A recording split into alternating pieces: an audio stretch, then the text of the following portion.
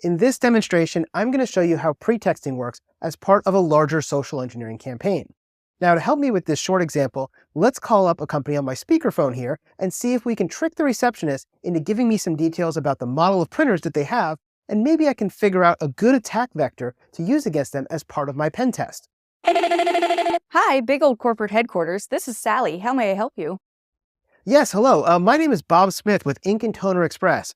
Our offices received your order for toner last night, but we're having a slight delay in shipping your printer's toner cartridges. Now, I'm pretty sure I can get you an alternative shipped out this afternoon and to your offices by the morning, but I need to verify your printer model. I would hate to send you a couple of cases of the wrong toner, you know? Are you guys still using the HP LaserJet as your multifunction printer? Could you double check the model number for me?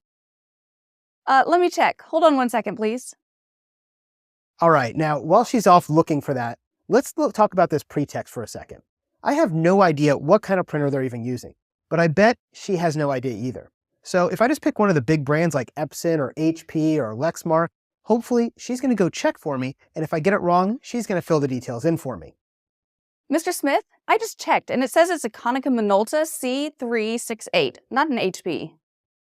Oh, right, I see that now. I'm sorry, I had your order mixed up with somebody else's. They have the HPs over there. You've got those wonderful Konica Minoltas last year, I remember that. Let me double check my system a second here.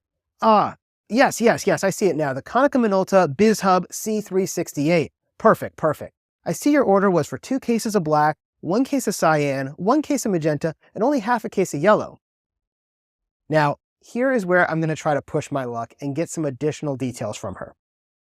So, Sally, you know that normally the printer sends us the request for auto shipment as it gets low on supplies. But unfortunately, I was surprised when Jimmy called us yesterday to tell us that you guys were running low. It seems our connection between your system and ours is not working quite right.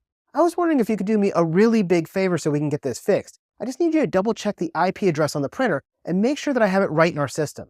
I would hate for the company to run out of supplies when you're up against a deadline. Do you think you have just a moment that you can help me out real quick? It'll just take a second.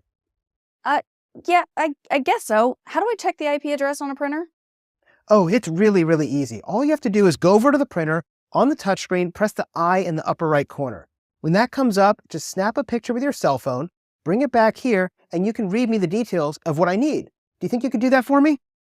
Oh, sure, that seems easy enough. I'll be right back. All right, so that's the basic idea of a pretexting call. I didn't know anything about the organization, but giving this receptionist some kind of likely facts, like the fact that she's running an HP system or a large printer in the copy room, which most businesses have, then I can trick her into giving me some kind of information. Now, if you've ever gotten one of those calls that says, "Hey, this is John from Microsoft, and your Windows machine has been reporting that's been infected with malware. I'm calling you to help clean it up. I just need you to do step 1, 2, and 3. This is a pretexting call. In fact, this is one of the more common pretexts out there. The reason why I even use this example of a Windows machine calling out with malware is because I had the conversation with my mom earlier this week. She had gotten one of these calls a couple of days ago, and they were telling her that her computer was infected with malware and that her Windows machine was calling out. And so she started playing along with them for about 20 minutes, eating up their time because she knew it was false. She knew it was a pretext and they were trying to get to a scam and try to coerce her for money or to get remote control of her computer. Now, how did she know this? Because she's one of those people in the 10% that doesn't run Windows. She has an iMac. And so for her, it wasn't something that she was going to fall for because she knew she didn't have a Windows machine.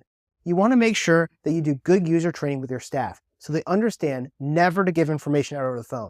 Even information that seems innocent, like a model number for a printer or an IP address of a printer, can be used as part of a further attack. And so we want to make sure we train our employees to not fall for pretexts and don't fill in the gaps for other people when they're calling you or even if they're doing it in person, because pretexting is a way that we give some amount of information that seems true so that you'll give us more information to fill in the gaps.